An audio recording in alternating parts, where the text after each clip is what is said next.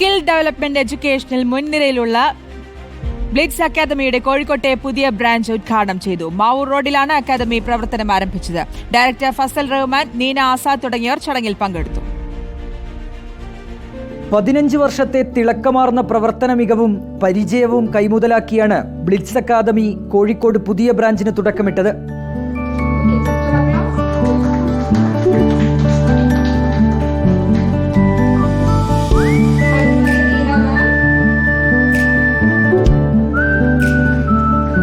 Higher secondary, degree വിദ്യാഭ്യാസം പൂർത്തിയാക്കിയവർക്ക് career അധിഷ്ഠിതമായ പരിശീലനം ബ്ലിറ്റ്സ് അക്കാദമി ഒരുക്കും. വടക്കൻ കേരളത്തിലെ വിദ്യാർത്ഥികൾക്ക് മികച്ച പരിശീലനം നൽകുകയാണ് ലക്ഷ്യമെന്ന് ഡയറക്ടർ ഫസൽ റഹ്മാൻ പറഞ്ഞു.